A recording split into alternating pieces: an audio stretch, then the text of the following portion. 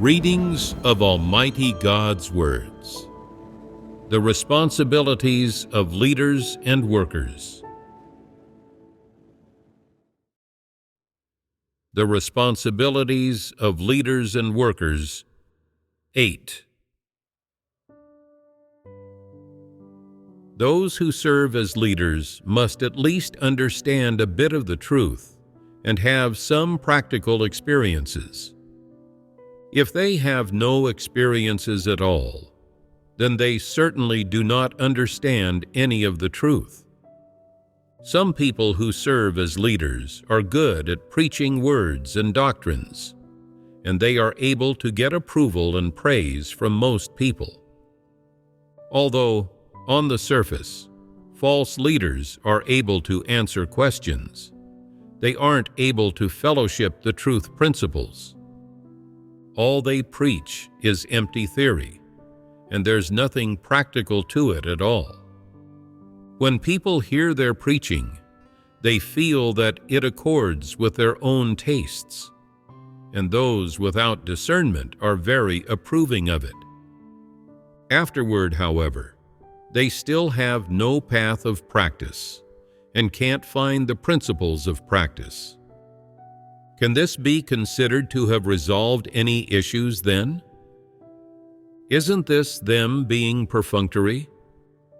Can trying to resolve issues in this way be regarded as doing real work? False leaders do not do real work, but they know how to act like an official. What is the first thing they do once they become a leader? It is to buy people's favor. They take the approach of new officials are eager to impress. First, they do a few things to curry favor with people and handle a few things that improve everybody's day-to-day welfare.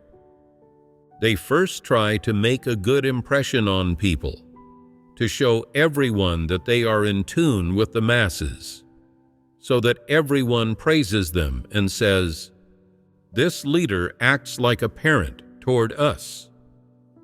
Then they officially take over. They feel that they have popular support and that their position has been secured. Then they begin to enjoy the benefits of status, as though they were their proper due. Their mottos are, "Life is all about eating well and dressing nice. Life is short, so enjoy it while you can." And "Drink today's wine today and worry about tomorrow, tomorrow." They enjoy each day as it comes. They have fun while they can, and they give no thought to the future.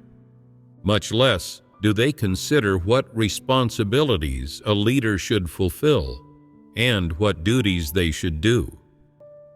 They preach a few words and doctrines and do a few tasks for appearance's sake as a matter of routine. They do not do any real work. They are not unearthing real problems in the church and completely solving them. So what is the point in them doing such superficial tasks? Is this not deceptive? Can important tasks be entrusted to this kind of false leader?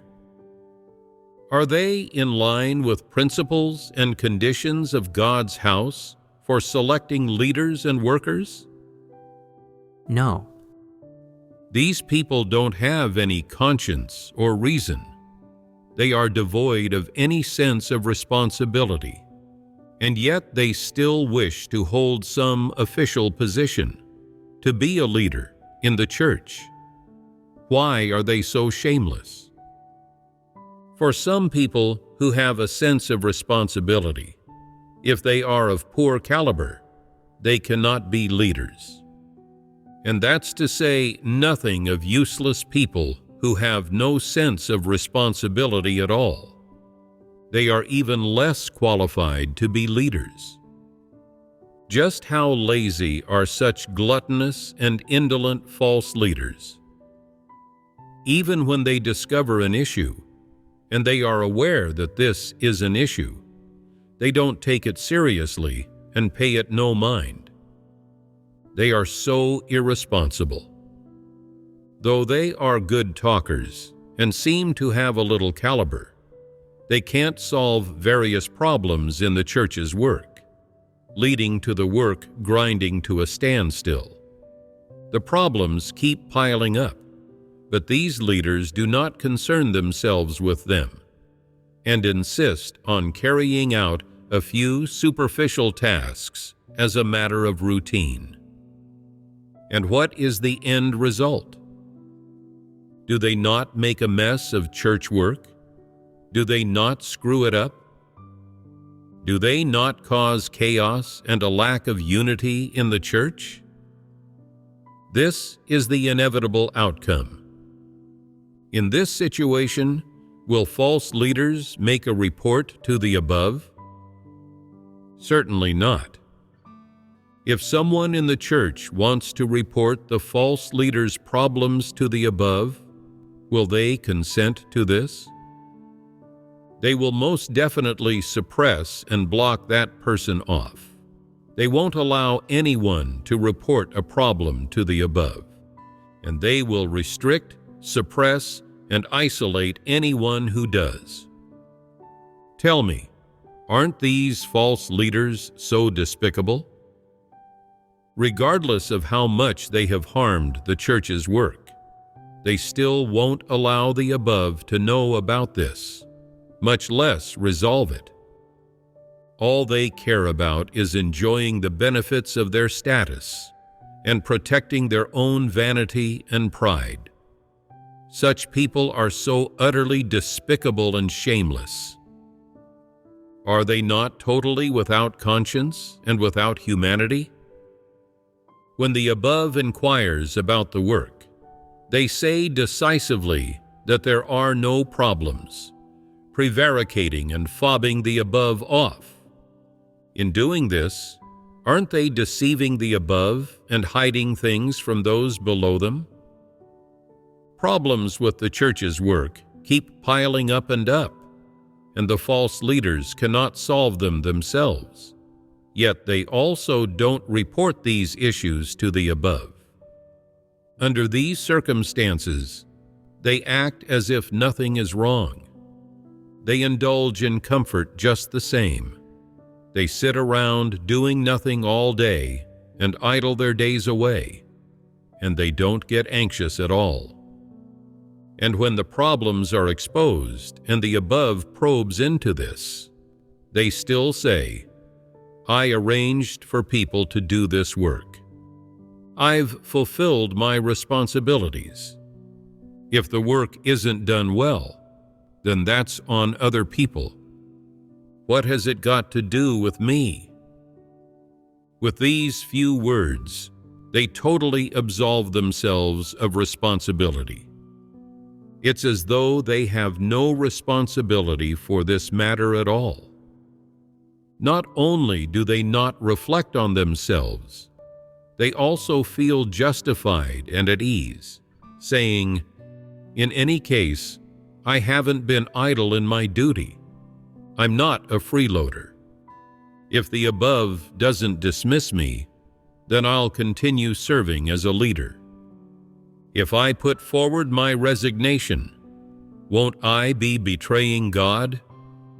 Won't I be showing disloyalty toward my duty?" If you prune them, they'll be able to come up with many reasons to refute you. They won't say that they are responsible for this matter. They won't say what their responsibilities are, and they won't reflect on what the nature of them not resolving issues and not doing real work is. Aren't such people so hateful? They bring the church's work to a standstill and harm God's chosen people for such a long time without a shred of remorse in their hearts. Are they still human? Do they still have a shred of conscience or reason? Some people say, people like this should not be elected to be leaders. This is how it is theoretically. However, there really are some people like this among the elected leaders and workers. This is a fact. This all happens because God's chosen people lack discernment. And it's also because most people like people pleasers, and consequently elect some false leaders and false workers. Therefore, before church elections, the principles for electing leaders and workers must be fellowshipped on more, as must the principles for discerning false leaders and false workers. This will ensure that more people cast their votes in accordance with the principles. Only by doing this can good results come from church elections. Tell me, can such despicable and shameless idlers do a good job with the church work as leaders and workers? Can they resolve the problems present in the church or the difficulties encountered by God's chosen people? So, what should you do when you encounter such false leaders? Suppose that someone says, "Our caliber is poor and we lack discernment, so there's nothing we can do if we encounter a false leader." Is this correct? Surely not everyone in the church is of poor caliber and without discernment. There must at least be several people who relatively understand the truth. So, if someone finds a false leader who is unable to do real work or resolve any problems, they should then fellowship with those who understand the truth and ask them to use their discernment and make a judgment. Is this appropriate? Yes, it is. Why is it appropriate? What will the consequences be if a church leader is not able to do real work? Who will the victims be? Won't they be God's chosen people in the church? If a false leader controls the church for 3 or 5 years, then how many people's understanding of the truth and entry into reality will be affected? How many people's attainment of God's salvation will be delayed? These consequences don't bear thinking about. So, when a false leader is found to not be doing real work and to be incapable of resolving any issue, this is a big deal for every single one of God's chosen people, and they should promptly expose and report that false leader in order to avoid causing delays to the work. The ones who are harmed by church leaders not doing real work are God's chosen people. If none of God's chosen people expose or report them, and they are all just apathetic about doing this, then there is no hope for that church. Suppose that in your hearts you always harbor thoughts of not taking responsibility as, "Anyway, you're the leader. You can't do real work, and yet you don't report problems to the above. If this delays the church's work, the above will hold you responsible. What's that got to do with us? What's the point of us worrying about it? We're not the ones in charge. This responsibility is on you." If you always harbor this notion in your hearts, won't this delay things? Won't this impact you pursuing the truth, entering reality, and attaining God's salvation? If no one in the church takes responsibility, then it's hard to say whether this church can bear testimony to God and receive God's blessings. And it's even harder to say how many people will attain salvation in this church. If everyone in this church thinks this way and holds this view, then there is absolutely no hope for this church. Don't the film production teams have this problem right now? Some of your leaders don't handle issues or report problems. They are false leaders. Are you able to see this? These leaders don't resolve problems for you. Have you not discovered that this is a problem? Do you actually feel happy about this?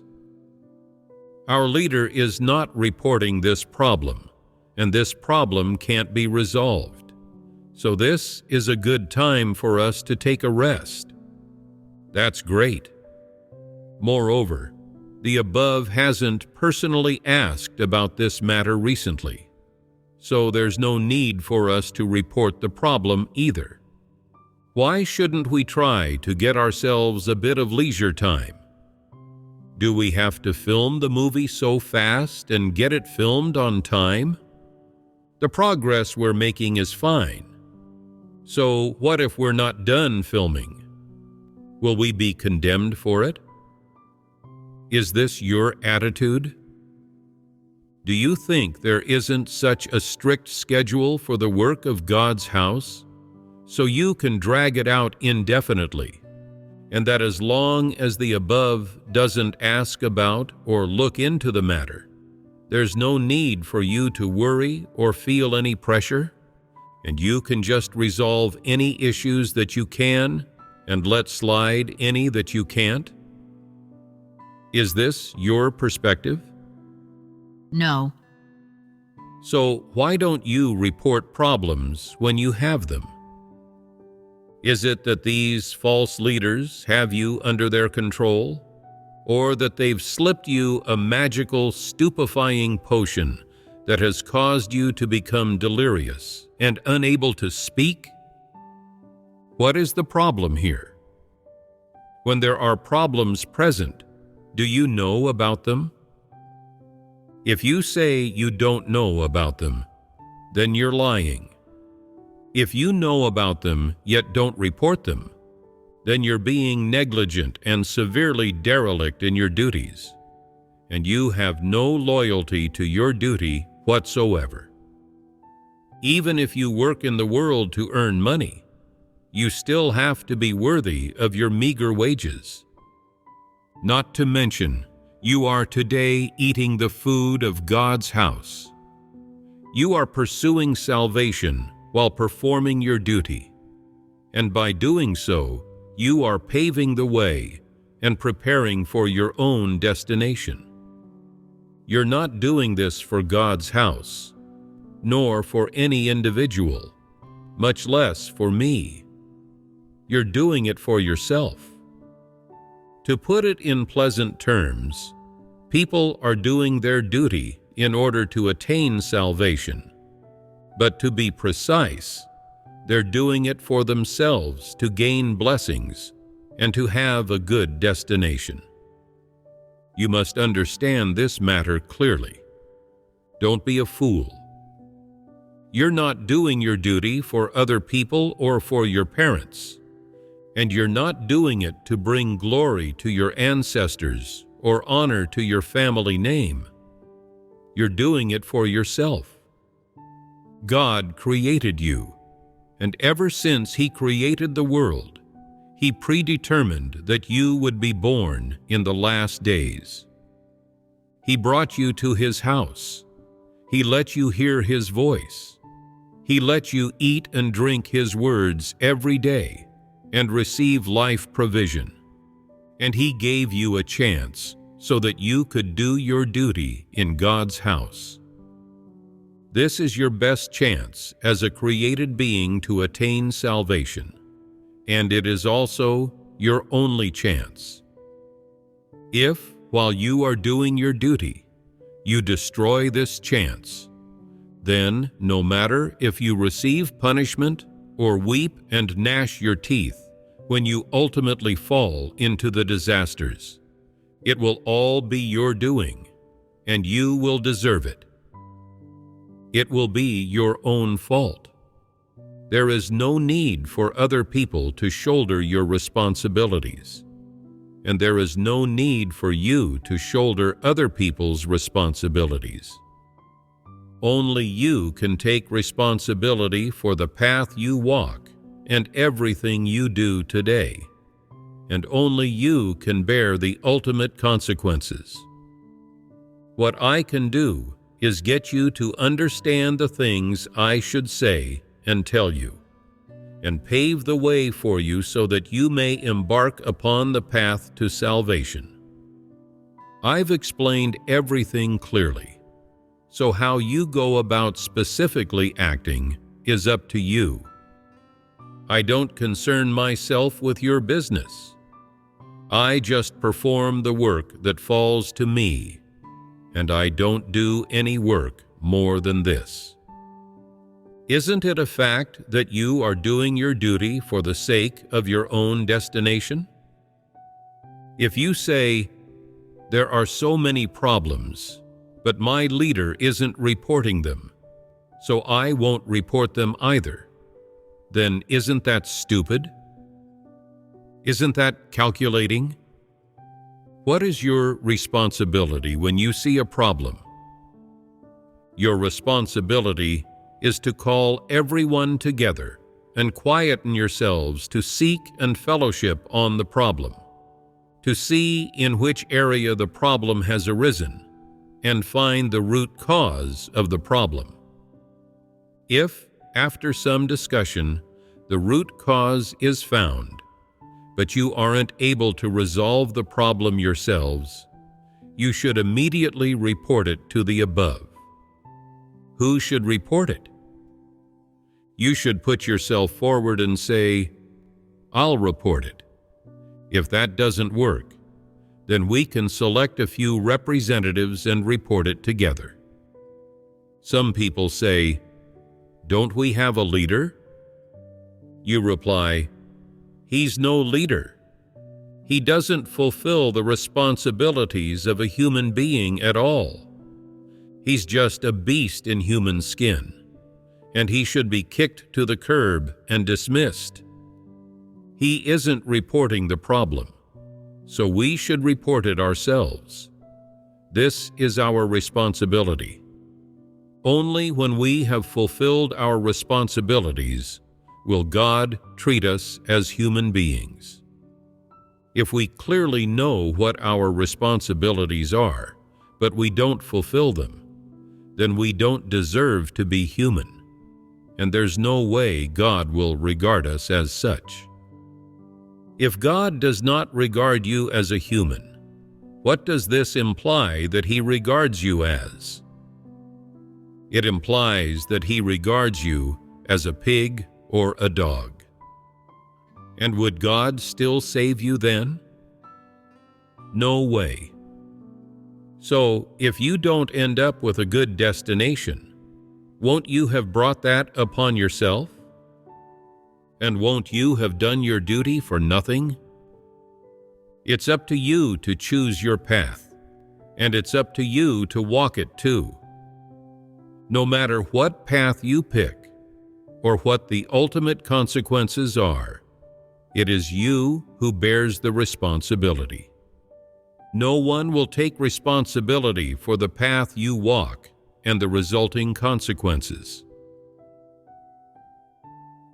If, as leaders and workers, you ignore problems that occur in the performance of duties, and you even look for various pretexts and excuses to shirk responsibility, and you don't solve some problems that you are capable of solving, and you do not report the problems you are incapable of solving to the above, as if they have nothing to do with you, is this not a dereliction of duty? Is treating the work of the church in this way a clever thing to do or a foolish thing to do? Are such leaders and workers not slippery? Are they not devoid of any sense of responsibility? When they encounter problems, they ignore them. Are they not thoughtless people? Are they not cunning people? Cunning people are the most foolish people of all, You must be an honest person. You must have a sense of responsibility when you face problems. And you must try every means possible and seek the truth to resolve them. You absolutely must not be a cunning person. If you only concern yourself with shirking responsibility and washing your hands of it when problems arise, you would even be condemned for this behavior among non-believers, not to mention in God's house. This behavior is certain to be condemned and cursed by God, and it is loathed and rejected by God's chosen people. God likes honest people, and He loathes deceitful and slippery people. If you are a cunning person and act in a slippery manner, will God not loathe you? Will God's house simply let you off the hook? Sooner or later, you will be held accountable. God likes honest people and dislikes cunning people. Everyone should understand this clearly and stop being muddled and doing foolish things. Momentary ignorance is excusable, but if a person does not accept the truth at all, then they are too obstinate. Honest people can take responsibility. They do not consider their own gains and losses. They just safeguard the work and interests of God's house. They have kind and honest hearts that are like bowls of clear water, which one can see the bottom of at a glance. There's also transparency to their actions. A deceitful person always acts in a slippery way, always engages in pretense, covers up and conceals things, and wraps themselves up incredibly tightly. No one can see through this kind of person. People can't see through to their inner thoughts, but God can scrutinize the things in their innermost hearts. When God sees that they are not an honest person, that they are a slippery thing, that they never accept the truth, always engage in deceit against Him, and never hand their heart over to Him, He does not like them, and He loathes and abandons them. What kind of people are all those who prosper among the non-believers, and those who are smooth-tongued and quick-witted? Is this clear to you? What is their essence? It can be said that they are all extraordinarily inscrutable. They are all extremely deceitful and cunning. They are the genuine devils and Satans. Could God save people like this? God loathes nothing more than devils, people who are deceitful and cunning, and He definitely will not save such people. You absolutely must not be this kind of person. Those who are always observant and alert when they speak, who are smooth and slick and play a role to suit the occasion when they deal with matters. I tell you, God loathes such people the most. People like this are beyond saving. With regard to all those who belong to the category of deceitful and cunning people, no matter how nice their words may sound, they are all deceptive, devilish words. The nicer their words sound, the more these people are devils and Satans. These are exactly the kind of people that God loathes the most. This is absolutely correct. What do you say? Can deceitful people, people who often lie, and smooth-tongued people obtain the work of the Holy Spirit? Can they gain the enlightenment and illumination of the Holy Spirit? Absolutely not. What is God's attitude toward people who are deceitful and cunning? He spurns them. He sets them aside and pays them no heed. He regards them as of the same class as animals. In God's eyes, such people are merely wearing human skin, and in essence they are devils and Satans. They are walking corpses, and God absolutely will not save them. So, what state are these people in now? There is darkness in their hearts. They lack true faith. And no matter what happens to them, they are never enlightened or illuminated. When faced with disasters and tribulations, they pray to God, but God is not with them, and they have nothing they can truly depend on in their hearts. In order to obtain blessings, they try to put on a good show, but they can't help themselves, because they are devoid of conscience and reason. They couldn't be good people even if they wanted to. Even if they wanted to stop doing bad things, they wouldn't be able to control themselves. It wouldn't work. Will they be able to know themselves after they are sent away and eliminated? Although they will know that they deserved this, they will not admit it to anyone. And even if they appear able to do a bit of a duty, they will still act in a slippery way, and their work will not produce any clear results. So what do you say? Are these people able to truly repent? Absolutely not. This is because they do not possess conscience or reason, and they do not love the truth. God does not save this kind of cunning and evil person.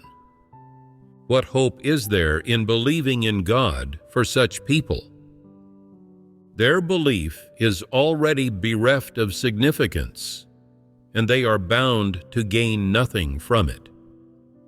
If, throughout their faith in God, people do not pursue the truth, then no matter how many years they believe for, it will have no effect. Even if they believe to the very end, they will gain nothing. To gain God, people must gain the truth. Only if they understand the truth, practice the truth, and enter the truth reality, will they have gained the truth and attained God's salvation. And only then will they gain God's recognition and blessings. And only this is gaining God. If people want to gain the truth, then the first step they should take is to learn to fulfill their responsibilities. That is, they should do their duty well. This is the most basic thing. People must absolutely not learn from false leaders, only preaching words and doctrines and not doing real work, not taking responsibility for anything they do, doing everything perfunctorily, and ending up being eliminated. Doing one's duty is not a minor matter. People are most revealed in the performance of their duty, and God determines people's outcomes based on their consistent performance while doing their duty. What does it signify when someone doesn't do their duty well? It signifies that they don't accept the truth or truly repent and are eliminated by God. When false leaders and false workers get dismissed, what does this represent? This is the attitude of God's house towards such people, and of course, it also represents God's attitude toward such people. So, what is God's attitude toward useless people such as these? He spurns them, condemns them, and eliminates them. So, do you still want to indulge in the benefits of status and be a false leader? After people come to believe in God, what is the most painful and most upsetting thing that can happen to them? The biggest thing is nothing more than learning that they have been cleared out or expelled, and that they have been revealed and eliminated by God. This is the most painful and most sorrowful thing, and no one wants this to happen to them after they come to believe in God. So, how can people avoid this happening to them? At the very least, they must act according to their conscience. That is, they must first learn how to fulfill their responsibilities. They absolutely must not be perfunctory, and they must not delay that which God has entrusted to them. Since you are a person, you should contemplate what a person's responsibilities are. Responsibilities that the non-believers value most, such as being filial, providing for your parents, and making a name for your family, need not be mentioned. These are all empty and devoid of real meaning. What is the very minimum responsibility that a person should fulfill? The most realistic thing is how you perform your duty well now.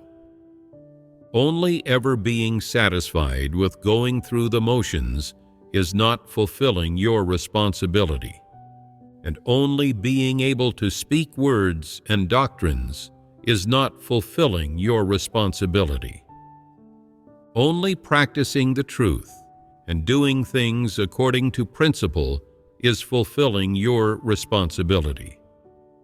Only when your practicing of the truth has been effective and of benefit to people will you have truly fulfilled your responsibility. No matter what duty you are doing, only when you persist in acting according to the truth principles in all things will you have truly fulfilled your responsibility. Going through the motions according to the human way of doing things is being perfunctory. Only sticking to the truth principles is properly performing your duty and fulfilling your responsibility. And when you fulfill your responsibility, is this not the manifestation of loyalty? This is the manifestation of performing your duty loyally. Only when you have this sense of responsibility, this aspiration and desire, and this manifestation of loyalty with regard to your duty, shall God look upon you with favor and approve of you. If you don't even have this sense of responsibility, God will treat you as an idler, a blockhead, and will despise you. From a human point of view, it means disrespecting you, not taking you seriously, and looking down on you. It's like how, if you've been in contact with someone for a while, and you see them speak about fanciful, impractical matters, and ramble on saying unrealistic things, and you notice that they like to brag and talk big, and that they're not reliable, would you respect them? Would you dare entrust them with any task? Perhaps they would delay the task you entrust to them due to some reason or another, and so you wouldn't dare to entrust anything to people like that. You would detest them from the bottom of your heart, and you would regret having ever associated with them. You'd feel fortunate that you hadn't entrusted them with anything, and you'd think that if you had, you would have regretted it for the rest of your life.